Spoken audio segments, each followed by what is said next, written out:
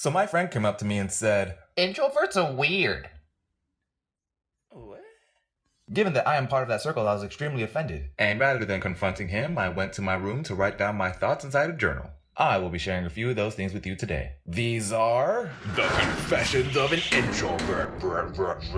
And although not all of us were created equally, I know that a lot of us still share a large chunk of similarities. For starters, we like to stay in. Once upon a time, I was a child. I did something bad. And my mom was heated. She was like, "Go to your room. You are grounded." Fine.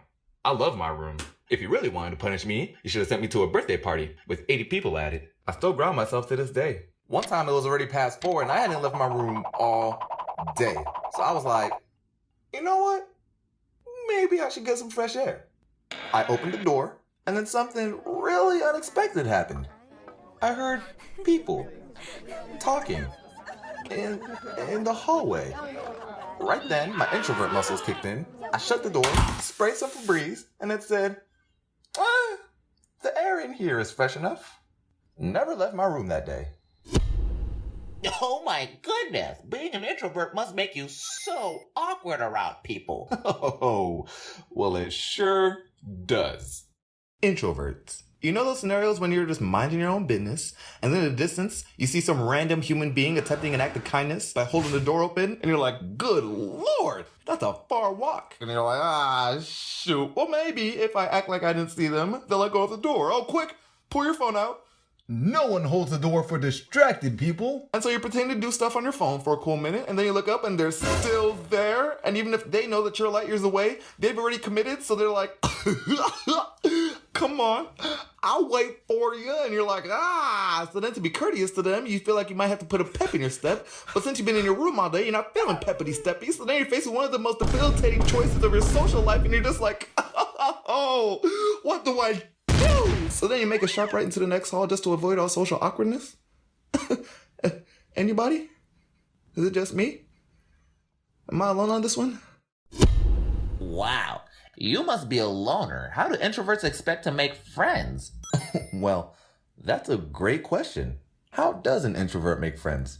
Either they can relate to another introvert and be like, oh, cool. You like your own space too? Nice. We should hang out together, but like in separate rooms.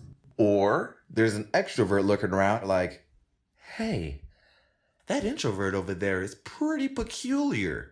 I'm gonna adopt them. And then they pretty much force a friendship against your will.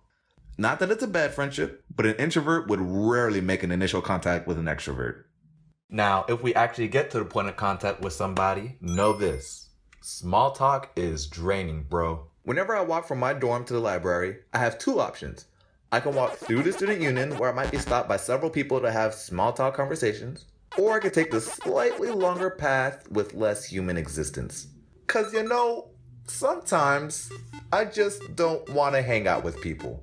And all times, I'm never in the mood for small talk. But it's not that we don't like social interaction at all. If you want to captivate us, just skip to the big talk, the deep talk. That simple. Then we're all ears and engaging in the convo as if we actually mean it.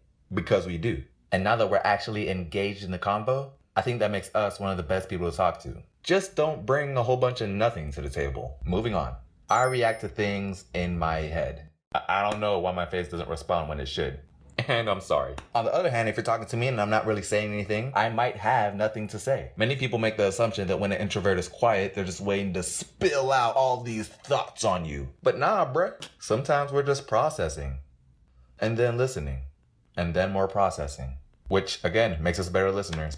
If I've been around people for an extended period of time, and then time passes by, and then people try to make more plans, you might get a response from me saying, I have plans. And sometimes when introverts have plans, that means I'm busy getting me time. I'm serious, those are real plans. Because if we go out without recharging ourselves, we will literally suck the life out of a party. And that's not fun for anybody. I like my alone time, but don't get me wrong, even an introvert can spend too much time by themselves. No human being was designed for complete solitude. So, just give us some time, and then eventually we might even be the ones reaching out to you to hang out. Like, what's up, bro? Wanna chill?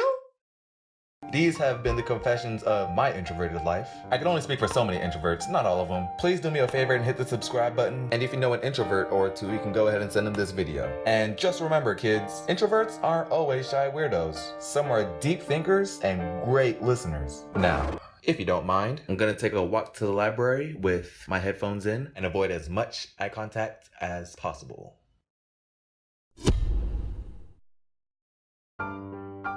Real quick, if it's introvert, shouldn't the opposite be outrovert?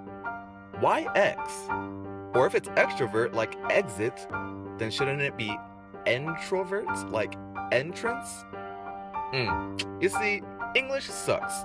This is why rappers drop out of high school.